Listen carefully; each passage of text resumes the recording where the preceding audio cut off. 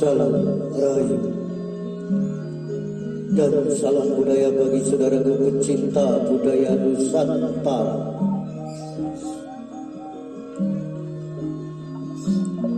Kali ini kami akan mengangkat sebuah kisah yang berjudul Carok, karya Ismail Nurbuat.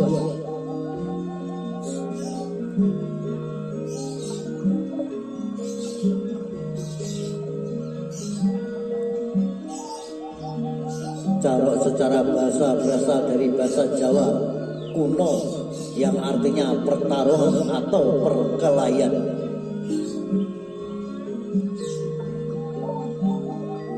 Meskipun demikian, secara budaya bahwa sebelum kedatangan Belanda, nyatanya di Jawa Timur dan Pulau Madura tidak dikenal tradisi carok.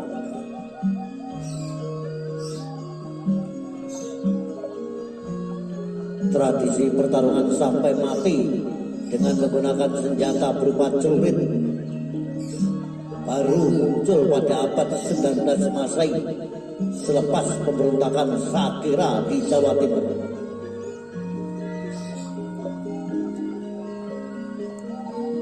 Sakira merupakan pahlawan dari suku Madura yang tinggal di kota Pasuruan. Beliau pada mulanya seorang mandor petani tebu yang melakukan pemberontakan pada Belanda dengan bersenjatakan celurit.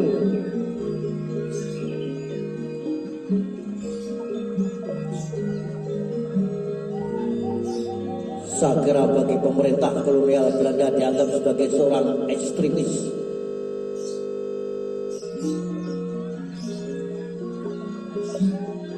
Meskipun pada kenyataannya Sakira merupakan sosok mandor tani tebu yang dikenal jago atau blater. Dalam bertarung yang di perang Sakira bukan rakyat biasa, melainkan pemerintah kolonial, para pemilik perusahaan dan para kaki tangannya yang sewenang-wenang.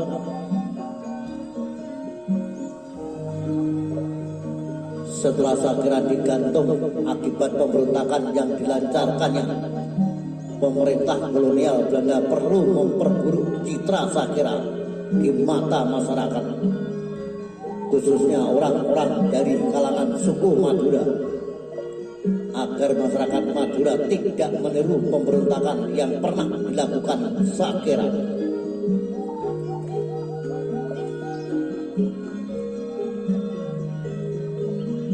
Salah satu cara Belanda menghancurkan citra Sakira adalah dengan cara menjadikan tradisi pertarungan sampai mati di kalangan orang Madura dengan menggunakan senjata celurit, senjata yang digunakan mandor petani tebu.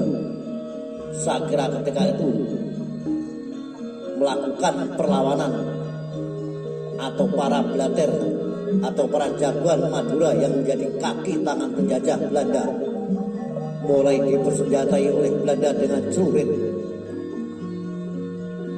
Para golongan jagoan inilah yang kemudian seringkali melakukan carok pada masa itu.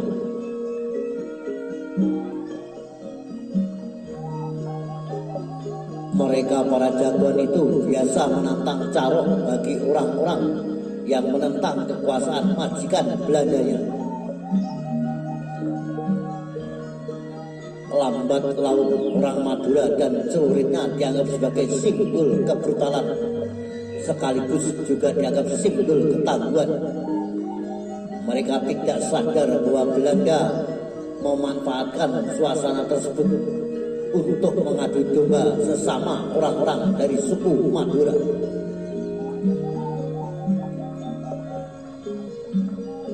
Lambat laun carok menjadi tradisi bagi orang Madura, baik di Pulau Madura maupun yang tinggal di luar Pulau Madura. Mereka akan melakukan carok apabila harga dirinya merasa diinjak-injak, dengan terlebih dahulu melakukan tantangan.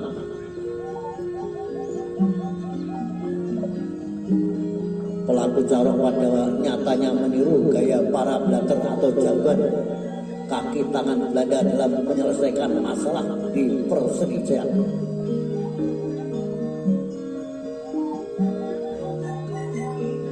Hingga kini budaya yang memberikan efek negatif bagi suku Madura ini masih tetap ada, meskipun tentunya tidak sebanyak zaman Belanda. Akibat budaya Carok yang orang-orang Madura dikenal sebagai orang yang kasar, brutal, suka membunuh dengan celurit dan lain sebagainya. Padahal kebanyakan orang Madura tidak begitu.